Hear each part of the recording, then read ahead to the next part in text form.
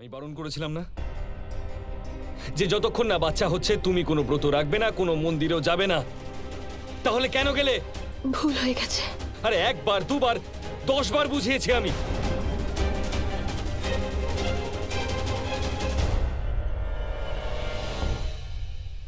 মা, জানি না দেবর্ষি কোথায় আছেন। আমার মনে হয় না উনি এত গুরুত্বপূর্ণ কাজ ভুলে যাবেন। আপনি ঠিক বলেছেন, দেবর্ষির এতক্ষণে চলে আসার কথা। এতক্ষণে তো ওনার ত্রিলোক ভ্রমণ করে নেবার কথা। আমাদের এই ব্যাপারে আরো খোঁজ নিতে হবে যে উনি এতক্ষণে ফিরলেন না কেন। ওনার আসার পরেই আমরা সন্তোষীর জন্য কোনো পথ পাবো। এটা পড়ে নিজেকে বড্ড বেশি পবিত্র মনে করো, তাই না? এই মঙ্গলসূত্র। ঠিক আছে, তাহলে তোমার এই মঙ্গলসূত্র আমি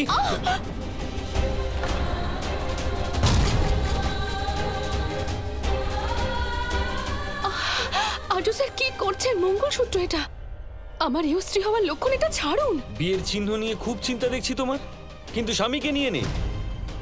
স্বামীর সাথে কিরকম আচরণ করতে হয় জানো তুমি? কখনো ভেবে দেখেছো? এটা তো আমি।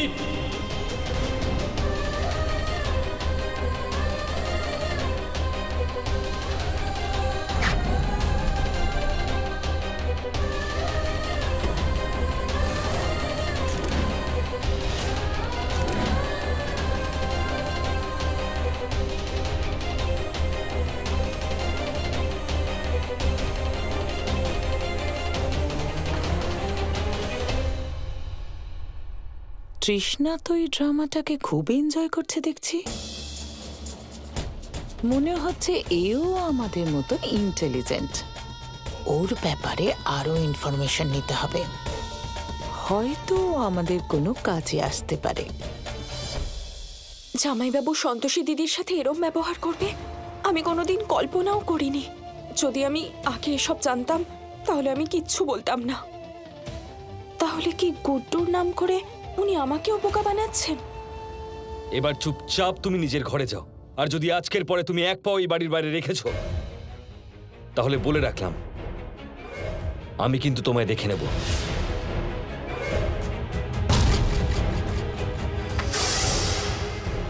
আর তোমরা কি হচ্ছে এখানে? নাটক হচ্ছে? এখানে কেন দাঁড়িয়ে আছো? চলে যাও।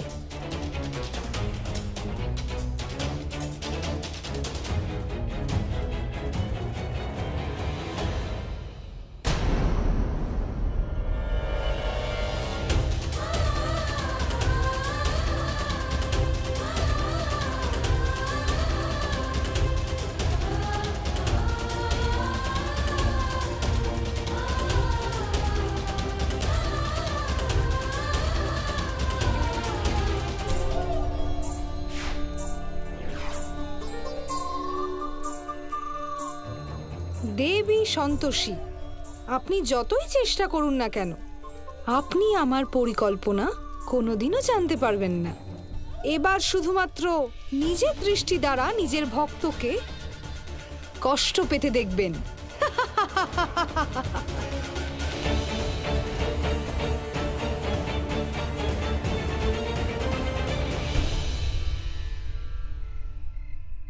আমার স্ত্রী এতটাই স্টুপিড, বুঝতে পারি না আমি কি করব ওকে নিয়ে।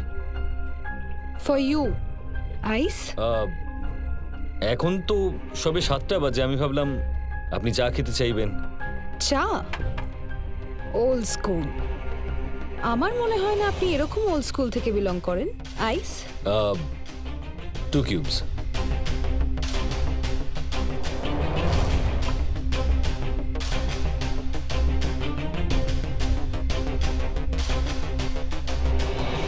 Thank you.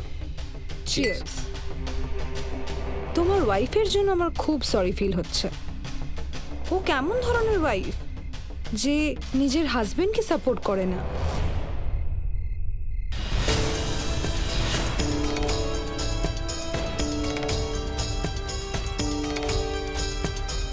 স্যার, আমরা অনেক খুঁজেও ভার্মার ছেলেকে খুঁজে পেলাম না। ও অনেক সকাল সকাল বাড়ি থেকে বেরিয়েছিল স্যার।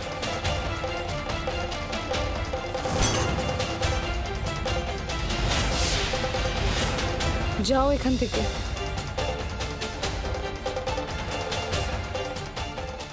বর্মার ছেলেকে খুঁজে পেলেন। হতে পারে হয়তো বর্মা আগে থেকেই জেনে গিয়েছিল যে ওর ছেলেকে কেউ ধরতে চাইছে।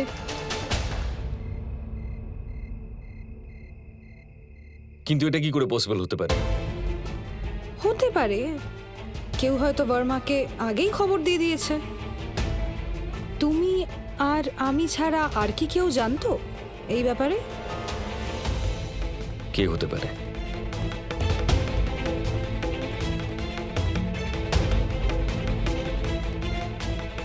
এটা খাও আর ভালো করে ভেবে দেখো, নিশ্চয়ই অন্য কেউ আছে যে আমাদের প্ল্যানের ব্যাপারে জানতো। Thank you.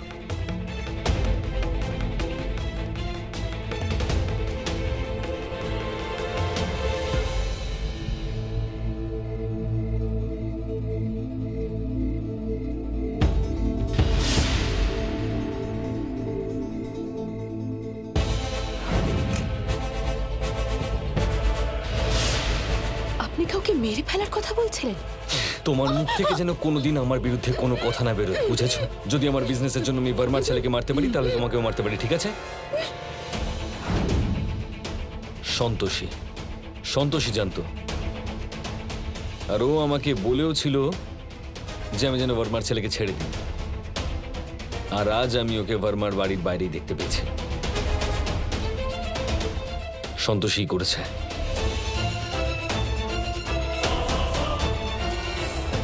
অ্যামেজিং।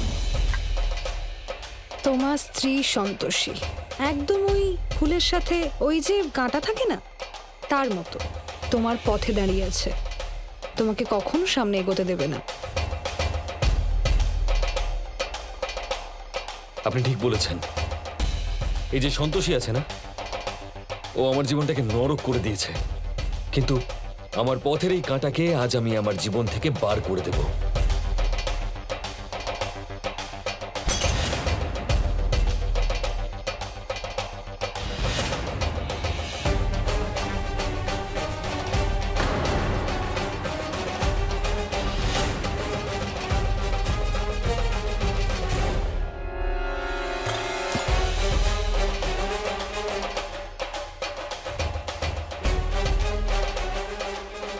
কারুর হুঁশ যখন মদের নিয়ন্ত্রণে চলে যায় তখন কি সে আর নিজের নিয়ন্ত্রণে থাকে? আর্য, বেচারা তোমার স্ত্রী।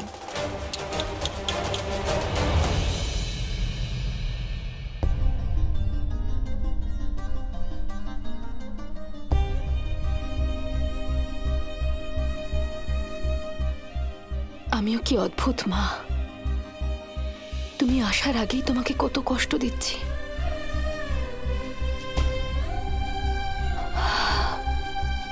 কিন্তু তুমি ভয় পেও না, তোমার আসার আগে আমি সবকিছু ঠিক করে দেব।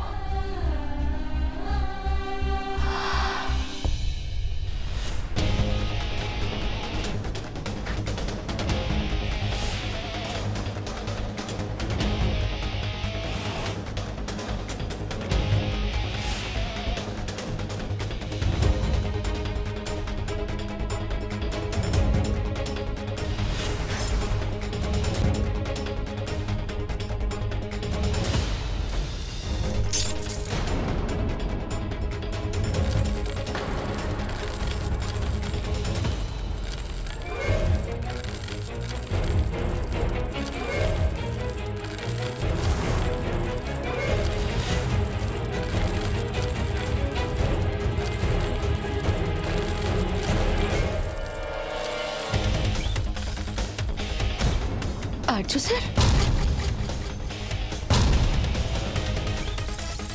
কি করছেন আপনি? আর্য স্যার, সব কি আমার লাগছে তো?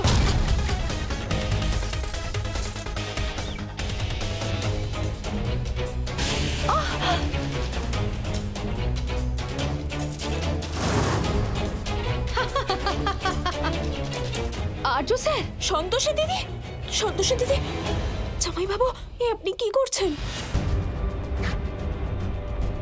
এটা কি করছে?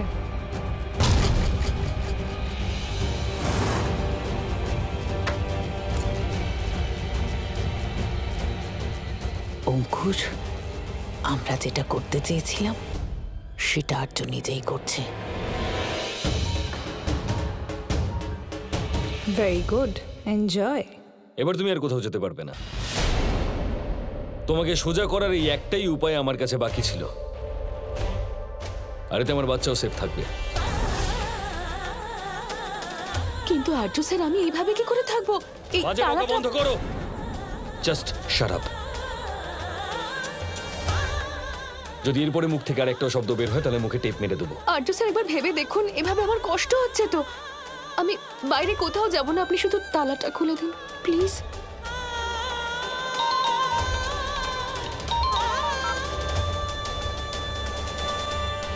হ্যালো, বর্মার ছেলে বেঁচে গেছে তাই তো? কোনো ব্যাপার না। তাহলে এবার বর্মার ছেলের সঙ্গে সঙ্গে বর্মাকেও মেরে ফেলো।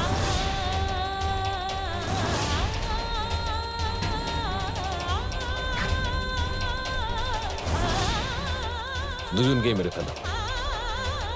আর্য স্যার, কি করতে চলেছেন আপনি? কাউকে প্রাণে মারা সব থেকে বড় পাপ, আর এই পাপের কোনো প্রায়শ্চিত্ত হয় না। প্লিজ এরকম করবেন না। কি পাবেন আপনি এসব করে? চুপ চুপ করে থাকো, বুঝলে? তোমার প্রত্যেকটা কথা ছুঁচের মতো বেঁধে আমার বুকে, তাই মুখ বন্ধ রাখো। আরে কতবার বুঝিয়েছি আমি যে আমার কাজের ব্যাপারে না গলাবে না, আমার বিজনেসের ব্যাপারে না গলাবে না, কিন্তু তুমি একটা কথা শুনবে না। তুমি তো নিজের মতো থাকবে, সত্যের পথে চলবে। তাই এই শাস্তিটা তুমি সত্যের পথে চলার জন্য পাবে। আর তুমি মুক্ত কবে হবে? যেদিন আমার বাচ্চা চলে আসবে। বুঝলে?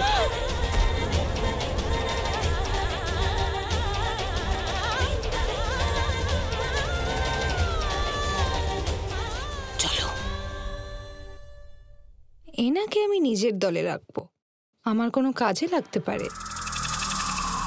আর তুমি ওর থেকে দূরে থাকবে, নয়তো খুব খারাপ হবে।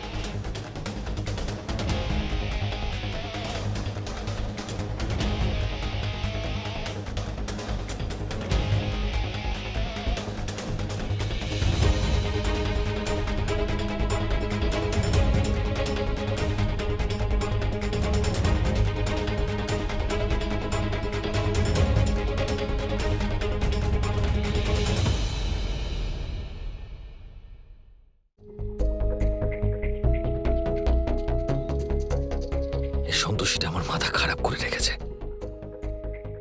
আমি ওকে সহ্য করছি কারণ আমার সন্তান ওর গর্ভে আছে। একবার আমার বাচ্চাকে আমি পেয়ে যাই, তারপর ওকে এই বাড়ি থেকে দূর করে দেবো।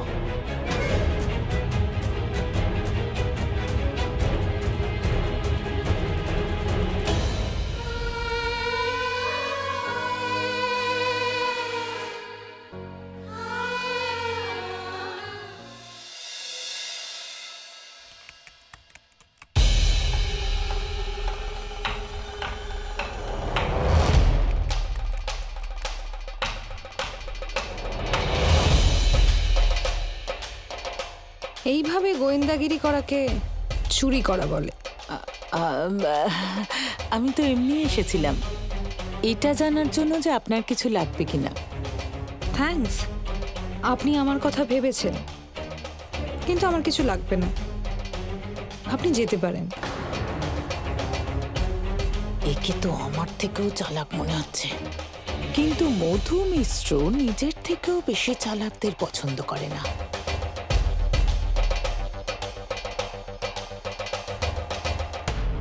ভালো হয়েছে আপনি এসে গেছেন। আপনি যাওয়ার পরে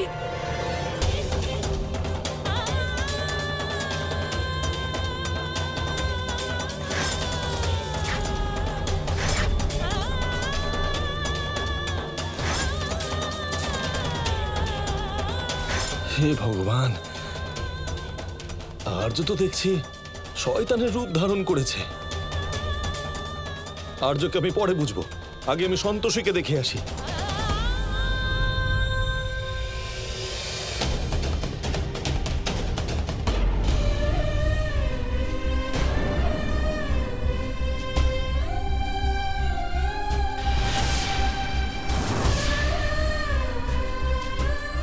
আরে এগুলো কি? কাকা দেখো না আর্য স্যার কি করেছেন। কে জানে। আরে ও কি পাগল হয়ে গেল নাকি? চিন্তা করো না মা, আমি এখন এসে গেছি। তোমাকে কেউ কোনো কষ্ট দেবে না।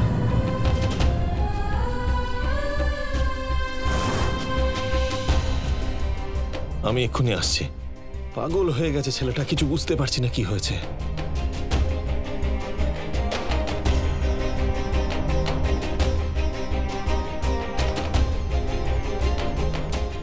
কাকা হাতটা সামলে।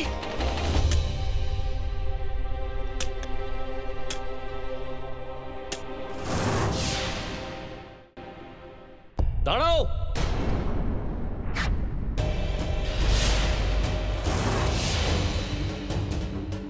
তুমি ওকে খুলবে না। ইনফ্যাক্ট এই বাড়িতে কেউ ওকে হেল্প করবে না।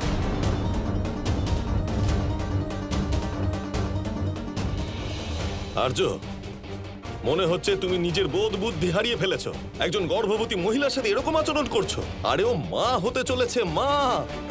আর তুমি ওকে একটা জানোয়ারের মতো বেঁধে রেখেছো। কি হচ্ছে এই সব? বাবা, তুমি তো জানো না এই যে সন্তোষী, এই আমার জীবনে কত প্রবলেম ক্রিয়েট করছে। ও কোনো তোমার জন্য প্রবলেম ক্রিয়েট করছে না আর্য। প্রবলেমটা তুমি ওর আর ওর বাচ্চার জন্য ক্রিয়েট করছো। আমি আবার বলছি, ওকে খুলে দাও, এক্ষুনি খুলে দাও। তোমার সাথে তো কথা বলাই বেকার। দেখো, আমি তোমার বাবা, তোমায় আদেশ দিচ্ছি, খুলে দাও ওকে। আচ্ছা ঠিক আছে, তোমার যা করার করো, কিন্তু এই চেন আমি খুলবো না। কারণ এই তালার চাবি আমার কাছে আছে, আর ও এইভাবেই আটকে থাকবে। এটা আমার বাড়ি, আর এখানে আমার হুকুম চলবে।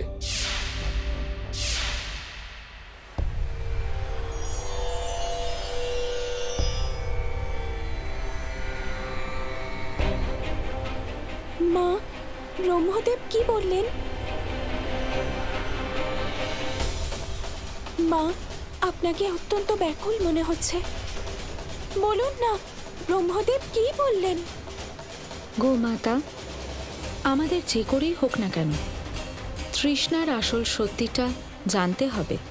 কারণ দেবর্ষীও লুপ্ত হয়ে গেছেন, আর আমার মনে হয় ওনার লুপ্ত হয়ে যাওয়া এই ঘটনার সাথেই জড়িত।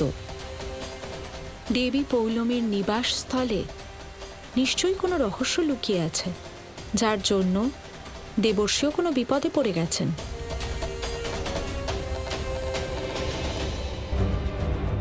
আর্য, একটু শান্ত হয়ে যাও, একটু ওর দিকে দেখো বাবা।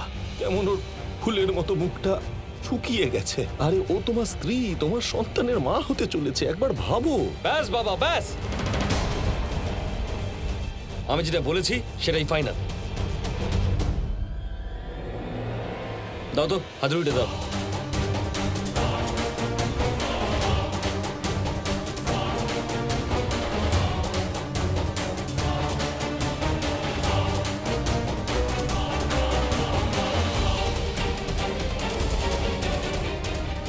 পাগল হয়ে গেছে ছেলেটা।